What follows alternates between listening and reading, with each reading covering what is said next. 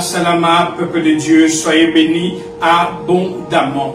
Je bénis chacun d'entre vous qui êtes connecté en ce 3 juin 2025, dans ce nouveau rendez-vous divin, la vérité révélée. La vérité révélée. Bien-aimés frères et sœurs, c'est pour moi un grand honneur et un grand privilège que de pouvoir me tenir devant vous dans ce temps précieux, ce temps béni. Je me présente, je suis Nkosi Kongo. Kongo dans ma langue veut simplement signifier amour, vérité, justice, sécurité et royauté. Bien-aimés, chacun d'entre nous, lorsque nous venons dans ce monde, nous venons avec un but précis. C'est que j'espère pour chacun de vous, d'entre vous, et ma prière dans ce temps de la vérité révélée, que chacun d'entre vous trouve sa voie et comprenne pourquoi mon Père Céleste, l'Éternel, le Dieu des armées, l'a envoyé sur la terre. Mon frère, ma soeur, je veux que tu saches que si tu es dans ce monde, ce n'est pas par hasard. Dieu t'a désiré. Et comme Dieu t'a désiré, Dieu t'a envoyé dans ce monde afin de manifester sa gloire, afin qu'il puisse également se révéler dans ta vie. Bien-aimé, Dieu ne fait jamais les choses au hasard. Dieu rencontre Moïse sur le mont Horeb et il donne des paroles à Moïse. Il dit, j'ai entendu la voix de mon peuple qui souffre. J'ai vu comment est-ce qu'on est en train de l'oppresser et je suis descendu. Sache mon frère, ma soeur, que chaque personne qui est dans ce monde, quand Dieu t'envoie dans ce monde, il t'envoie avec une mission, il t'envoie avec un mandat. Et ce mandat, tu dois le découvrir. La première chose, c'est d'accepter Christ l'agneau comme Seigneur et Sauveur personnel. Quand tu deviens chrétien, tu deviens fils et fille de Dieu. À ce moment-là, le Saint-Esprit vient sur toi et te donne le programme que le Père a préparé pour toi de toute éternité. Le psaume 139, verset 16, nous dit ceci, avant même que tu ne naisses, quand tu n'étais qu'une forme informe, invide, une forme qui n'avait pas de forme dans le ventre de ta mère, je te connaissais. Et tous les jours de ta vie étaient déjà inscrits dans le livre avant qu'un seul de ces jours ne puisse commencer. Ça veut dire que quand Dieu t'envoie dans ce monde, ton histoire démarre. Mais le grand problème, c'est que beaucoup d'entre nous ignorent ces choses. On ignore ces choses et on fait la vie comme on veut. C'est la raison pour laquelle aujourd'hui, le Père a voulu par sa grâce vous communiquer sa pensée dans la vérité révélée. La vérité révélée est là pour une seule chose. Parce qu'on dit, vous connaîtrez la vérité et la vérité vous rendra libre. Vous connaîtrez la vérité et la vérité vous rendra libre. Mon frère, ma soeur, on vit dans un monde qui est totalement dominé par le mensonge. On vit dans un monde où les gens ne savent plus où mettre la tête. Dans un monde où les gens sont en dépression. Les gens sont déprimés. Les gens sont en train de crier au secours. Beaucoup de gens que vous voyez sur la route, devant les vols de leur voiture, dans le bureau, certains dans le métro, d'autres dans les trams, d'autres dans des bus. Beaucoup d'entre eux, tu les vois avec un sourire sur la bouche, mais quand tu regardes dans leur cœur, beaucoup souffrent.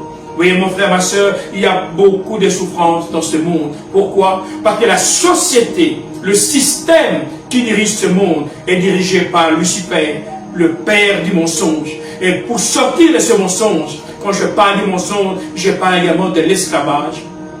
Parce que quand on dit que la vérité libère, elle te libère du mensonge. Parce que le contraire du mensonge, c'est la vérité. Et la vérité, qu'est-ce qu'elle te dit? Le Seigneur a entendu ton cri. Le Père Tout-Puissant, l'Éternel, le Tout-Puissant, l'Éternel, Dieu des armées, Dieu de gloire, il a entendu ton cri et il dit, je suis descendu pour te sortir de cet esclavage.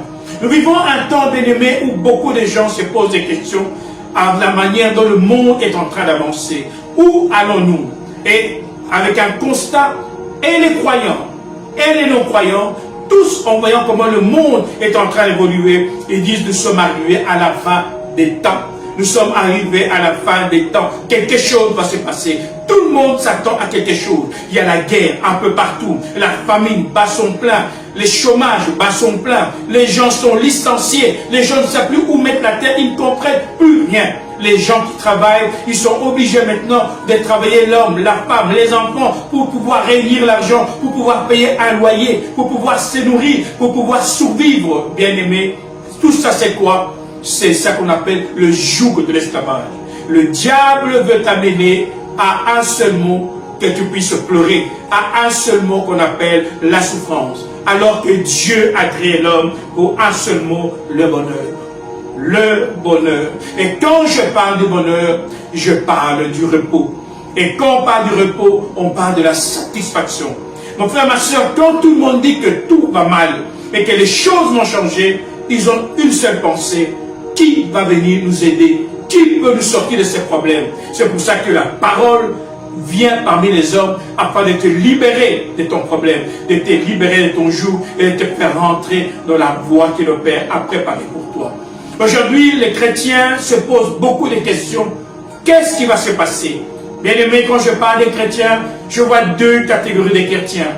Il y a des chrétiens qu'on appelle des chrétiens spirituels. Il y a des chrétiens qu'on appelle des chrétiens esprits. C'est deux choses différentes.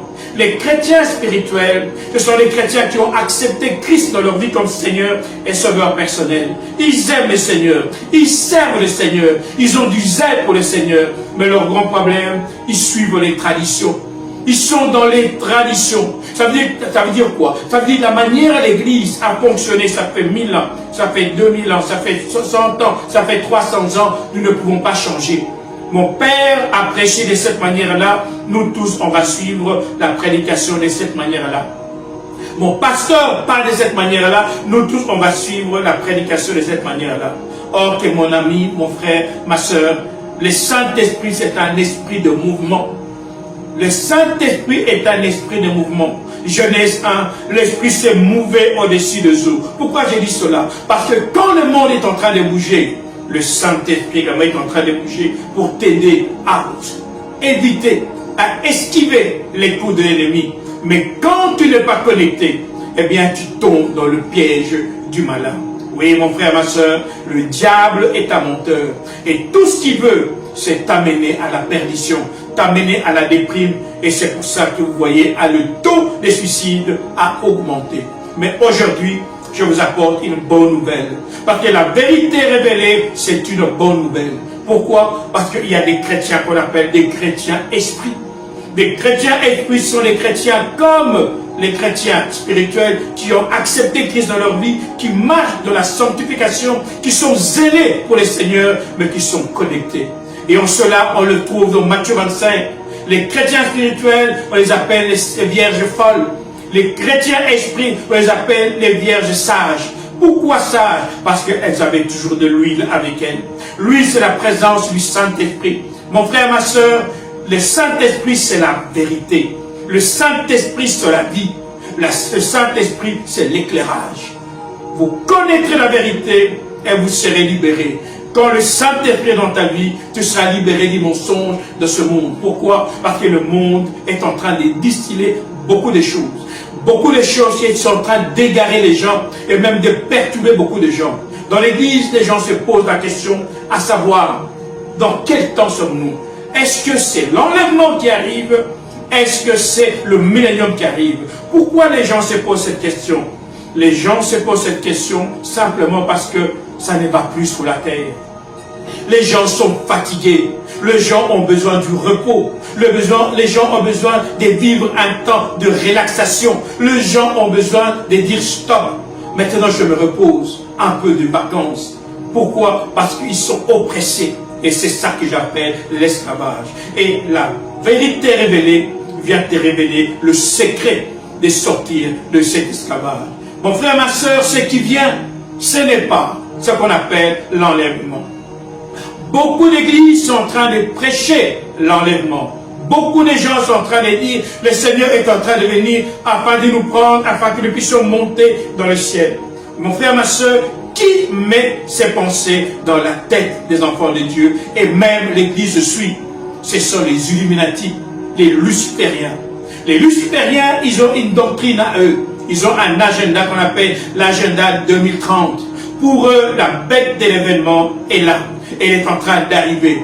Pour eux, Lucifer va bientôt venir régner sur la terre. Parce que le diable, qui est le père des mensonges, est en train de mentir même à ses adeptes, en le faisant croire que très bientôt, il va venir régner sur la terre. Et les chrétiens, comme la Bible le dit, ils vont aller au ciel, ils vont vivre avec leur Père au ciel, avec Dieu au ciel, mais la terre, il va la laisser pour Lucifer et tous ses acolytes. Ce qui est un grand mensonge. Mon frère, ma soeur, toi qui m'écoutes, toi qui peut-être as fait un pacte avec le monde des ténèbres, toi qui peut-être tu crois que Lucifer va t'amener la vie éternelle, parce que c'est ce qu'il leur dit.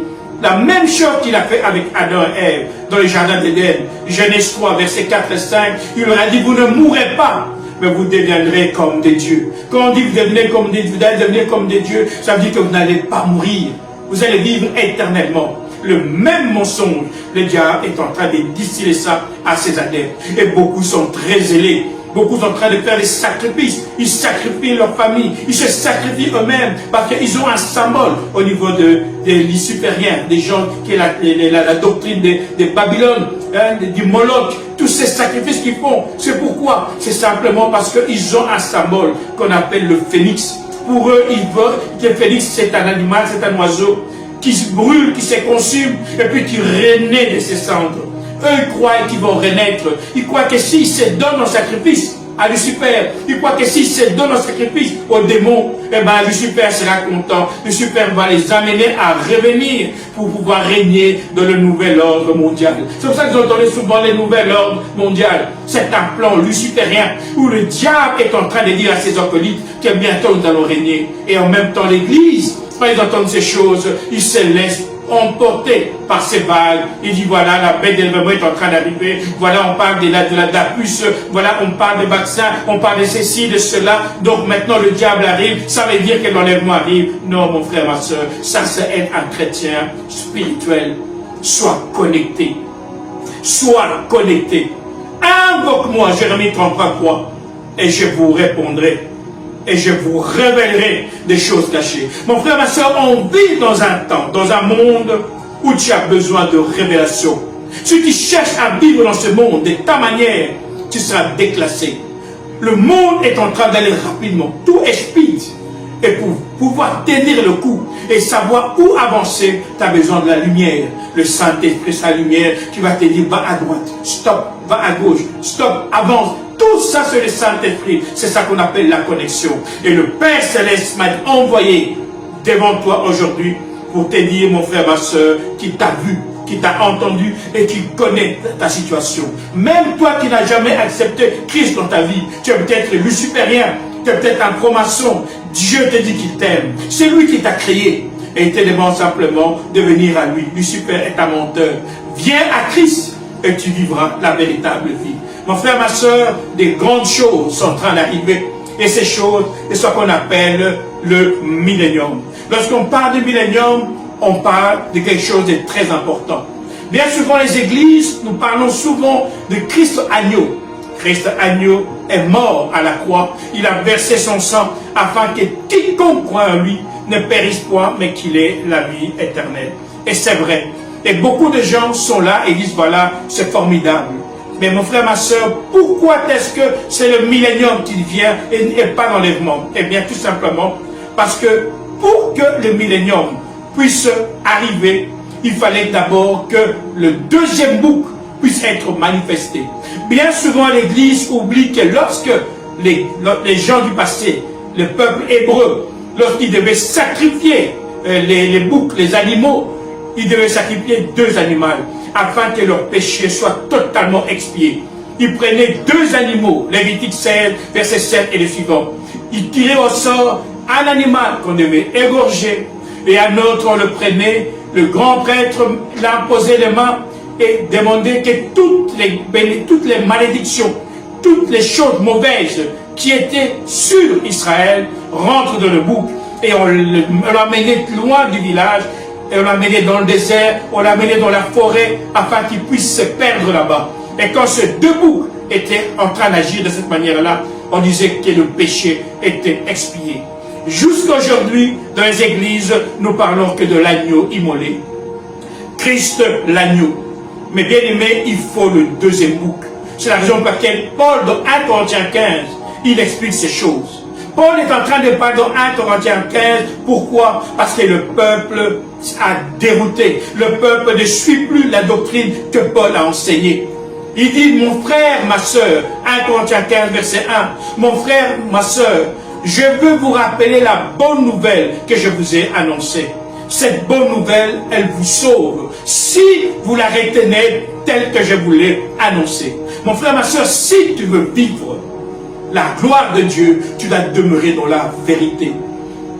Paul dit, sachez une chose, vous êtes en train de dire que la résurrection de mort n'existe pas. C'est faux. Parce que si la résurrection de mort n'existe pas, ce que Christ a fait, eh bien ça ne sert à rien. C'est que Christ également n'est pas ressuscité.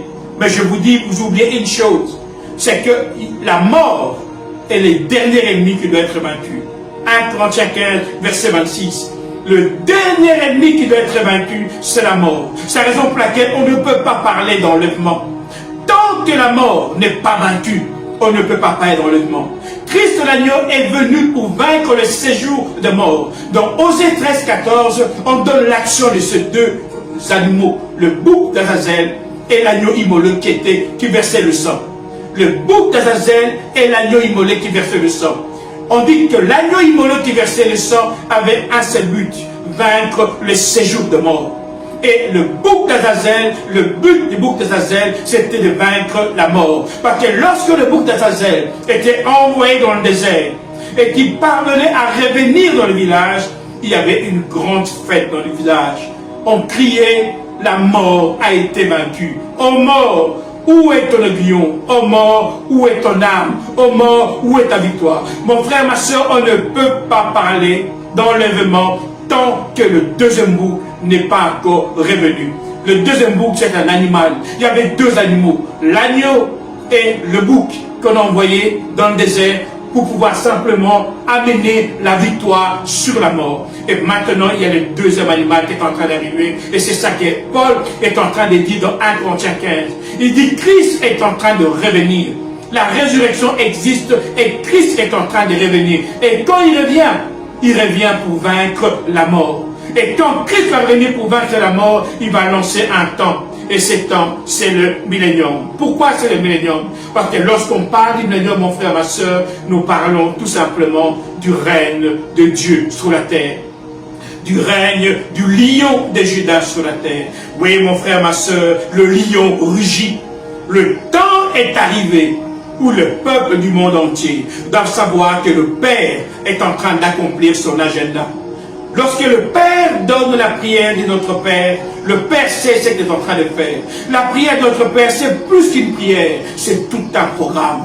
Notre Père qui est aux cieux, que ton nom soit sanctifié, que ton règne vienne. Dieu dit, tant que les hommes acceptent que je suis leur Père, à partir de ce moment-là, et que ces hommes sont des hommes esprits, que ton nom soit sanctifié, des hommes esprits, des femmes esprits, eh bien moi, je déclenche maintenant l'opération de venir régner sur la terre. Mon frère, ma soeur, il y a un temps où le Seigneur a laissé Lucifer régner. Christ l'agneau est venu, il a aidé les hommes et les femmes afin de pouvoir rentrer dans le séjour de mort. Jusqu'aujourd'hui, les gens meurent. Jusqu'aujourd'hui, les gens meurent. Et ça ne plaît pas au Père. Pourquoi? Parce que l'expiation du péché n'était pas totale. Le Christ a vaincu pour le péché totalement, pour que les hommes aillent au ciel. Mais il y a le deuxième péché qu'on appelle la mort. La mort, mon frère, ma soeur, est un péché. Parce que la mort, c'est le résultat du péché. C'est lui qui péchera, mourra. Donc il y a un péché qu'on appelle la mort, que Dieu veut exterminer et enlever. Et c'est pour la raison pour laquelle on parlait dans Lévitique 16 du bouc d'Azazel.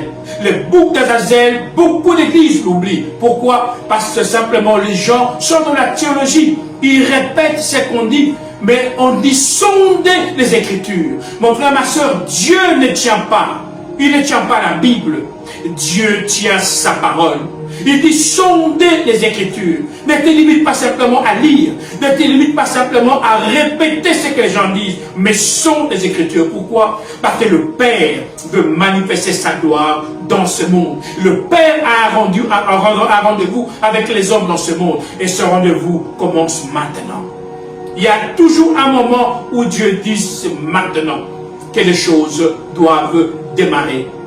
C'est maintenant que je veux manifester ma gloire. C'est maintenant que le monde va savoir que je suis le même hier, aujourd'hui et éternellement. Mon frère, ma soeur, le monde est fatigué d'entendre parler d'un Dieu dont on ne voit pas la puissance. Le monde est fatigué d'entendre parler d'un Dieu qui a fait des prodiges dans le passé. Oh, Dieu a ouvert la mer Rouge et a laissé passer le peuple d'Israël. Le monde aujourd'hui a besoin d'une démonstration. Une démonstration de la puissance de Dieu. Et il y a toujours un temps où Dieu dit maintenant. Moi, je veux manifester cette démonstration. Acte 2, verset 17. Dans les derniers jours, les païens et les croyants, tous sont en train de dire, d'une manière unanime, nous sommes arrivés à la fin des temps. Mon frère, ma soeur, nous sommes arrivés à la fin d'un temps. Pas à la fin des temps, mais à la fin d'un temps. Parce que le millénium, ce n'est pas la fin. Dieu est en train de préparer quelque chose. D'abord, le règne de Dieu. À Corinthiens 15, verset 24, 25, 27, 28. Dieu dit qu'un roi doit venir régner. Christ doit venir régner sur la terre en tant que roi. Le lion de Juda rugit. Le lion de Juda se prépare à venir régner dans ce monde. Mais maintenant, la question à savoir, quand la mort a disparu, à quel moment on parle dans les Écritures que la mort a disparu? Lorsque nous allons dans Apocalypse 21, l'Apocalypse 21 nous dit au verset 1er, on voit un nouveau ciel et une nouvelle terre. Et au verset 2, on dit, on voit la nouvelle Jérusalem descendre du ciel, envoyée par le Père. Et au verset 3, on dit ceci, j'effacerai les larmes de ses yeux. Et pourquoi? Parce que la mort n'existe plus. Apocalypse 21, verset 3. J'effacerai les larmes de ses yeux, de leurs yeux, parce que la mort n'existe pas. Ça veut dire ceci. Lorsqu'on efface les larmes dans la vie des peuples de Dieu, parce que la mort n'est plus, on donne le symbole de ce temps-là. Le royaume de Dieu descend du ciel. Et je vois la cité céleste, la Jérusalem céleste, descendre du ciel, envoyé par le Père. Et c'est ça les milléniums. Mon frère, ma soeur, ce n'est pas l'enlèvement. Ce n'est pas nous qui montons, mais c'est la cité céleste qui descend. Et c'est le lion de Juda qui est en train de se préparer à être manifesté dans ce monde. Nous venons dans un temps où Dieu dit maintenant, je viens régner et apporter le repos. Je disais que les gens souffrent. Je disais que les gens se posent des questions. Qu'est-ce qui ne va pas dans ce monde? Eh bien, la vérité révélée aujourd'hui vient te donner une bonne nouvelle. Ton roi arrive. Ton roi arrive. Le lion de Juda se prépare à se manifester. Psaume 24. Porte, élevez Bonanto, que le roi de gloire fasse son entrée. Que le roi de gloire fasse son entrée. Maintenant, la question qu'on se pose, qui est ce roi de gloire? Eh bien, mon frère, ma soeur, les Écritures sont claires. Elles nous révèlent toutes ces choses. Invoque-moi, je te répondrai, je te révélerai des choses cachées. La vérité révélée veut te révéler les choses que beaucoup de gens ont cachées. Le roi arrive. Dieu dit que le roi est en train d'arriver. Et Deutéronome 18, Moïse commence à parler. Moïse amène le peuple d'Israël devant la terre promise. Moïse ne peut pas rentrer. Il dit au peuple, préparez-vous, car vous allez rentrer dans la terre promise. Moi, je ne rentrerai pas, mais Dieu va vous envoyer un prophète comme moi. Un prophète qui est parmi le peuple, parmi votre peuple. Il va sortir de là. Et écoutez-le. Et Dieu reprend les mêmes paroles de Deutéronome 18 au verset 18. Dieu dit, je leur enverrai un prophète comme toi, Moïse. Je leur enverrai un prophète comme toi. Il sortira parmi le peuple. Je mettrai mes paroles dans sa bouche. Et il dira tout ce que je leur donnerai. Dieu est en train de dire quelque chose. Il dit la personne qui va venir sortira du peuple. Alors il y a deux choses qui me frappent là. Moïse dit une chose importante. Dieu vous enverra un prophète comme moi. Moïse était non seulement prophète, mais il était également roi. Ça veut dire que Moïse était un souverain sacrificateur. C'était un prêtre, c'était un pasteur, mais également il était roi. Et quand il dit Dieu va vous envoyer quelqu'un comme moi, on ne parle pas de David. Beaucoup de gens dans la théologie disent que c'est David que Moïse est en train de lier. Ce n'est pas David, parce que David n'était pas un prophète. David était roi, mais David n'était pas un prophète. La preuve, on lui tirait souvent les oreilles par les prophètes lorsqu'il se méconduisait.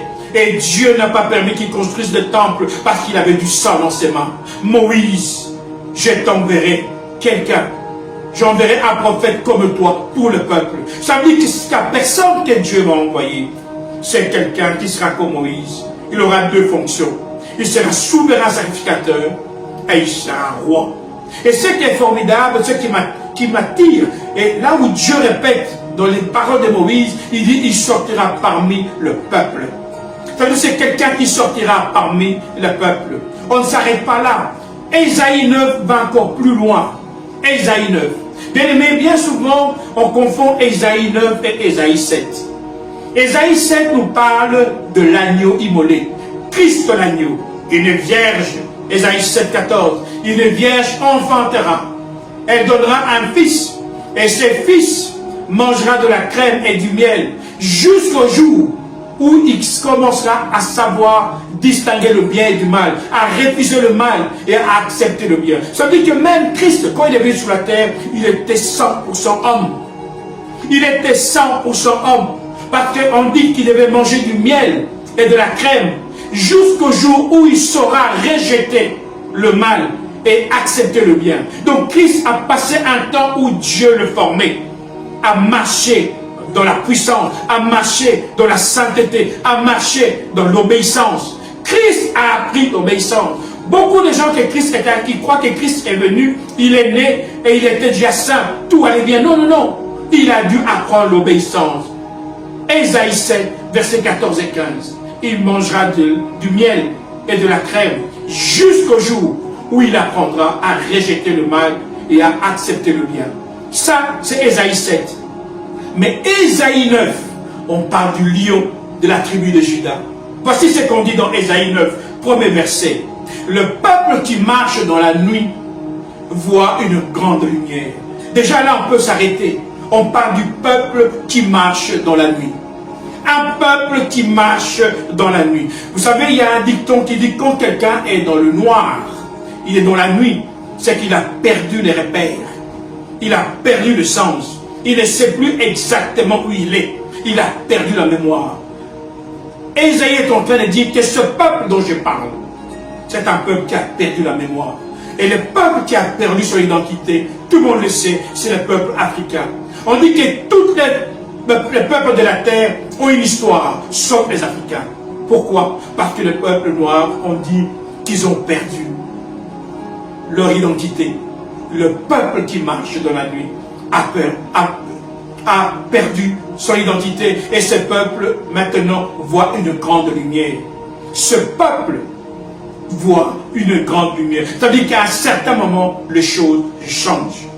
On dit, pour ce peuple du pays de l'ombre de la mort, ce peuple du pays de la nuit, le peuple du pays où il y a les ténèbres, le peuple de ce pays où il y a tout simplement l'obscurité. Et en ce peuple-là, qu'est-ce qu'on dit? Une lumière jaillit. On parle d'un peuple dont le pays est dans l'obscurité.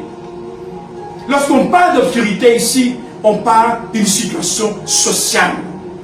Ce peuple qui est dans l'obscurité, c'est un peuple qui a un problème de courant.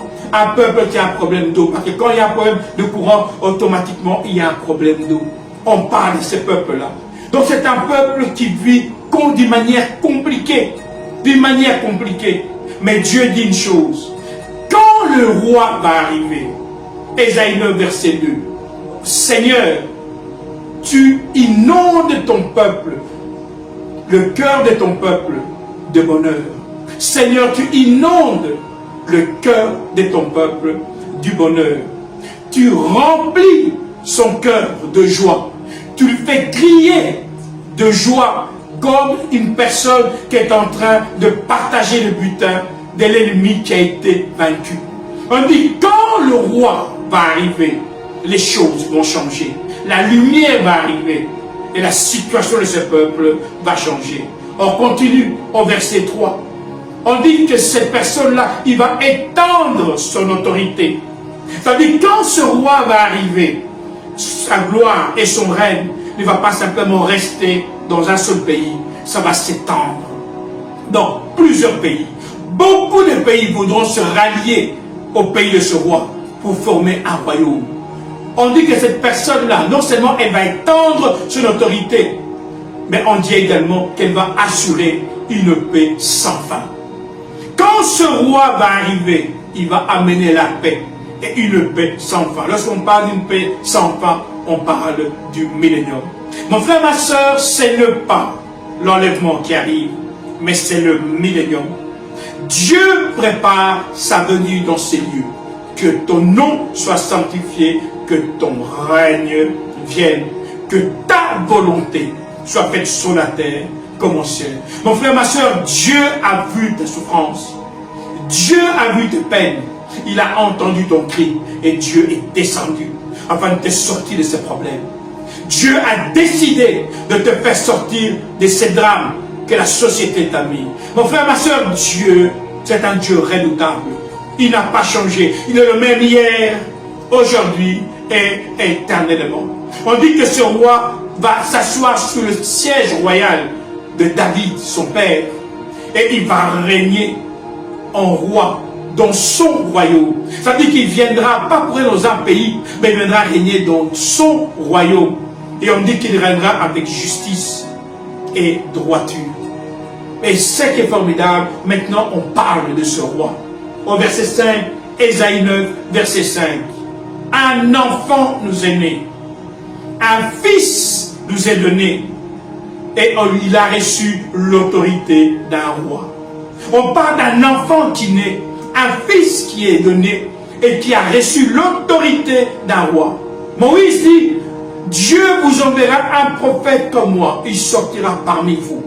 Mon frère, ma soeur, que ceux qui ont les oreilles pour entendre comprennent ce que l'Esprit est en train de dire à l'Église. Les pensées de Dieu ne sont pas les pensées des hommes. Les voix de Dieu ne sont pas les voix des hommes. La vérité révélée. Dieu veut te révéler son plan. Dieu veut te révéler son programme. Nous sommes en train d'aller vers un temps décisif où le roi va régner. Le roi des nations va régner. Le monde a vu comment les rois de ces nations tyrannisent les hommes et les femmes. Mais Dieu s'est levé. Il dit, je me suis levé et je viens manifester mon règne et ma gloire dans votre vie. Et la première chose qu'il va faire, c'est toi, mon frère, ma soeur qui est connectée. Dieu va te visiter. Dieu viendra là où tu es. Il sait que tu as des problèmes, mais il veut te démontrer qu'il n'est pas une fable, que c'est un Dieu véritable, un Dieu qui parle et qui agit. Il parle, la chose arrive, il l'ordonne et elle s'exécute. Dieu va parler dans ta vie, mon frère, ma soeur. Dieu va parler dans ta nation et Dieu va ordonner et ces choses vont s'exécuter. Mon frère, ma soeur, les temps des hommes est en train de prendre fin parce que le 7e jour est en train d'arriver. Dieu veut manifester sa gloire. Oui, c'est le millénium qui arrive. Dieu vient régner. Et ce que je trouve formidable, lorsque Moïse dit, c'est une personne comme moi, ça m'amène directement dans l'évangile de Jean, chapitre 21, verset 12. On nous parle de Christ l'agneau. Christ a vécu 3 ans avec ses disciples. Lorsqu'il meurt, Marie et Marthe, au tombeau, ne le reconnaissent même pas. Ils arrivent dans le tombeau est vide. Ils voient un jardinier. Il dit, monsieur le jardinier, où avez-vous mis le corps de notre Seigneur? Le Seigneur lui parle. Marie, elle reconnaît la voix. Rabouni, maître. Qu'est-ce qui s'est passé? Marie n'a pas reconnu Christ. On continue. Les disciples d'Emmaüs. Ces disciples étaient avec Christ pendant 3 ans. Christ vient d'être crucifié. En marchant, une personne s'approche d'eux. Il dit, mais de quoi parlez-vous? Il dit, mais tu es malade. Est-ce que tu es le seul dans tout Jérusalem de ne pas savoir ce qui s'est passé? Mais on a tué Jésus. Et Jésus commence à les enseigner les Écritures. Et comme le soir commençait à tomber, il dit, il fait nuit, mettons-nous quelque part et attendons, mangeons quelque chose, demain nous partirons. Et lorsqu'il rompt le pas, les yeux s'ouvrent, Christ disparaît. Et ce qui me touche vraiment, c'est Jean 21:12. Jésus arrive sur le rivage. Il voit les disciples en train de pêcher. Ils n'ont rien attrapé. Il leur dit, jetez le filet à droite. Jetez le filet à droite. Il jette le filet à droite et il récolte une pêche miraculeuse. Quand la pêche est là, le disciple que Jésus aimait dit aux autres, c'est le maître. Le disciple que Jésus aimait. Souvent, je me suis posé la question, pourquoi on dit les disciples que Jésus aimait? Jésus avait 12 disciples. Pourquoi on dit que c'est celui-là que Jésus aimait? Eh bien, il va démontrer pourquoi Jésus l'aimait. C'était un enfant de Dieu, esprit. Il n'était pas spirituel. Un enfant de Dieu, esprit, suit le mouvement de l'eau. Il a du discernement. Quand le maître arrive, il entend. Mais les autres spirituels n'avaient rien vu. Maintenant, il descend de la barque. Il le trouve déjà là, il avait déjà apprêté. Il était en train de préparer, il avait déjà mis les charbons. Il est en train de cuire les poissons. On dit qu'il avait du pain. Bon, c'est ça qu'on dit. On dit que c'est du pain. Peut-être que c'était le foufou, ou le chikwang, ou le foutou, ou bien la teke, je ne sais pas. Mais en tout cas, c'est quelque chose de très bon. Il dit, mangeons. Et ce qui me frappe, pendant qu'ils sont en train de manger, on dit qu'aucun des disciples n'a osé lui poser la question, qui es-tu? Aucun des disciples n'a osé lui poser la question, qui es-tu? Mais ces disciples dormaient avec Jésus, marchaient avec Jésus, vivaient avec Jésus pendant 3 ans. Mais aucun n'osait lui poser la question, qui es-tu? Ça veut dire quoi? L'aspect physique avait changé. Mon frère, ma soeur, il faut sortir avec les clichés que la société essaie de te montrer de Jésus. J'ai été dans certains pays d'Afrique, d'Amérique latine. Dans ces pays, qu'est-ce qui se passe? Dans ces pays-là, il y a des gens qui prennent la photo de l'acteur qui a fait le film Jésus de Nazareth et ils le collent au mur et ils se mettent là à prier, oh Jésus, aide-moi. Ils ont déjà un cliché dans la tête. Un homme avec des yeux bleus, des longs cheveux, une longue barbe. Et c'est ce Jésus-là qu'ils attendent. On dit que les disciples ne l'ont pas reconnu. C'est un message que Dieu est en train de donner aux nations. Quand le Fils va revenir, vous ne saurez pas qui c'est. Vous ne saurez pas qui c'est. Parce que quand il viendra à l'aspect que Dieu lui donnera. Et j'aime ces paroles également de Luc 17, versets 20 et 21. Les pharisiens posent la question à Jésus.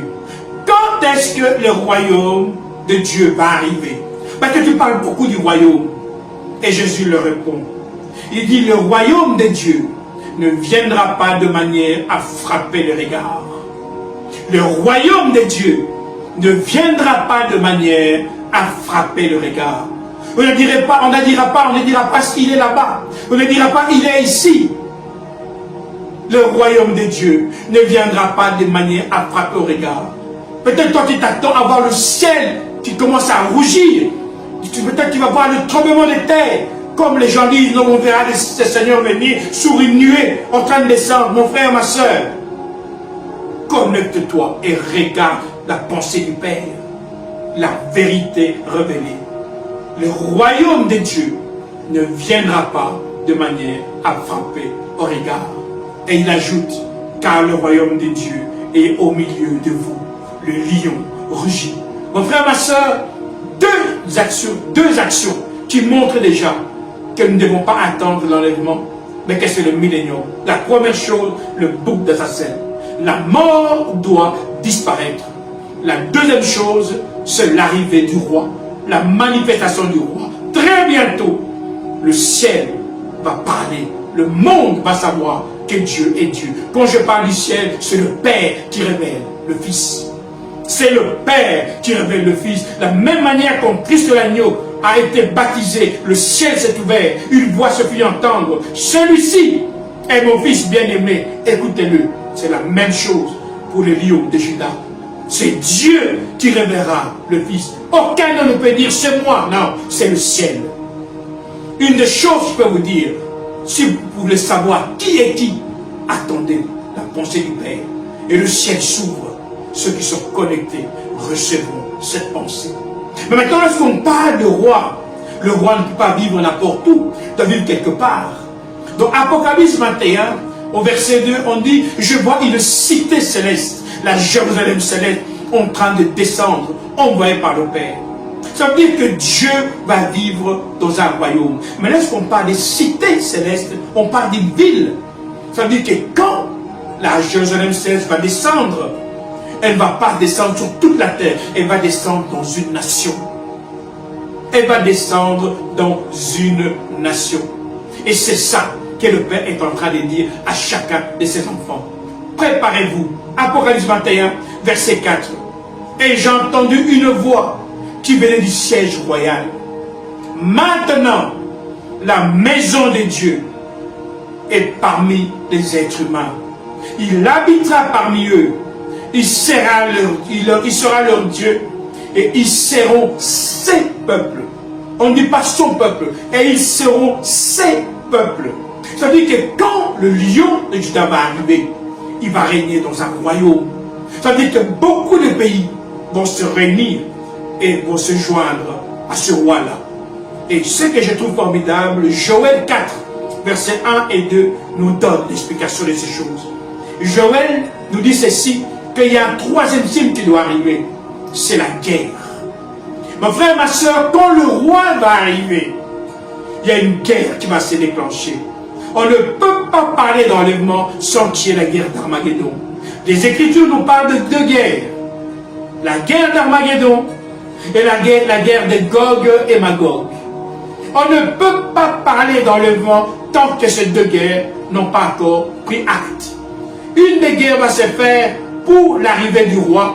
Et quand l'enlèvement va se faire, il y aura 7 ans du règne de l'Antichrist.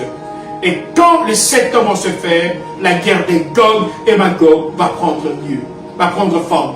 Ça veut dire que tant que la guerre d'Armageddon n'a pas eu lieu, on ne peut pas parler d'enlèvement. Maintenant, Joël 4, versets 1 et 2 parle de cette guerre.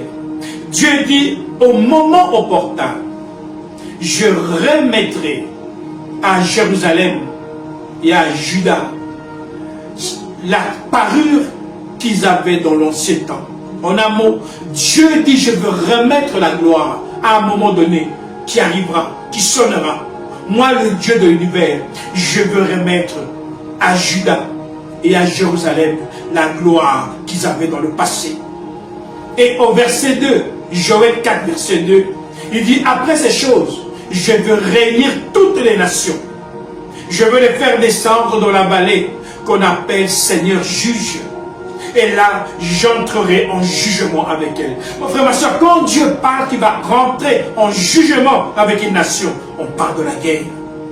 Parce que Dieu parfois juge pendant la guerre. Et que je vais rentrer en jugement avec ces nations. Il donne la raison. Parce que ils ont dispersé mon peuple dans les nations. Dieu s'est fâché parce que à cause de ces gens-là, ces gens ont maltraité ce peuple et ils l'ont dispersé dans les nations. Et il ajoute, et ils se sont partagés mon pays. Joël 4, verset 2.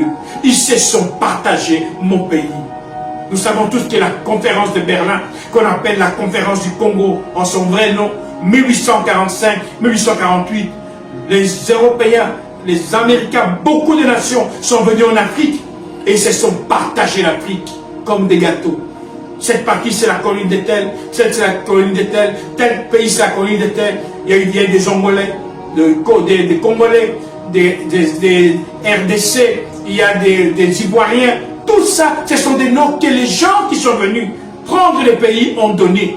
Mais au départ, ces nations avaient un seul nom, c'était un royaume. Et Dieu s'est fâché.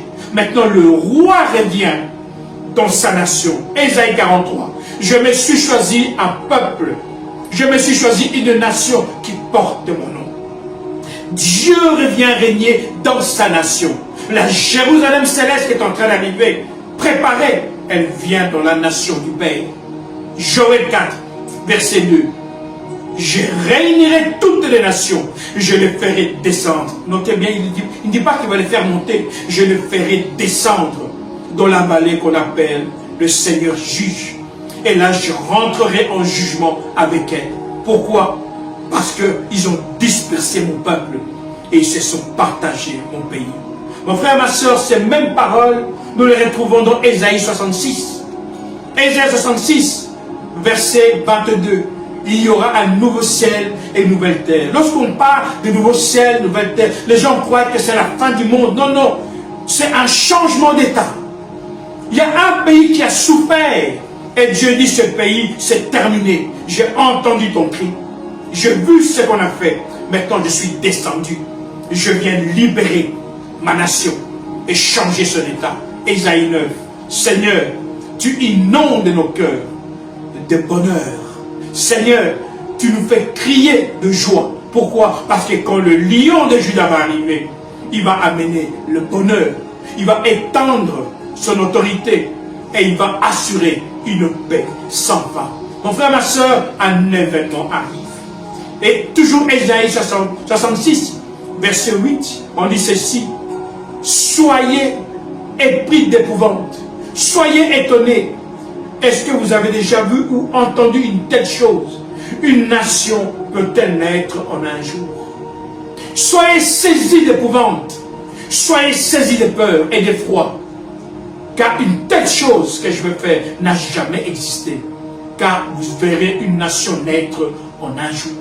Mon frère, ma soeur, nous sommes en train d'aller vers des événements. Des événements qui amènent le règne de Dieu. Dieu avait déjà donné son plan avec la prière. Seigneur, apprends-nous à prier.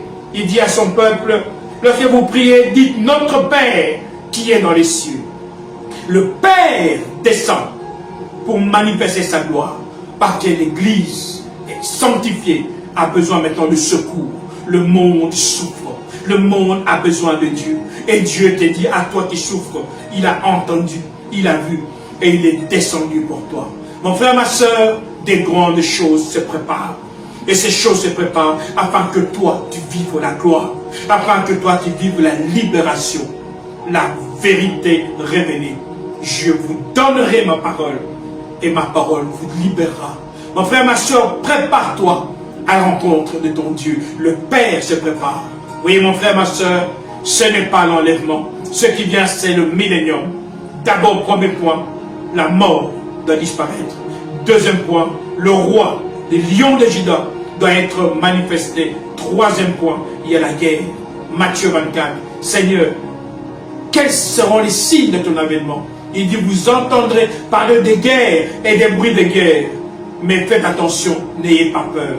Ne craignez pas. Ces choses doivent arriver. Et il ajoute, mais ce ne sera pas encore la fin. Ça veut dire, quand l'Armageddon va arriver, il y a un temps de 1000 ans.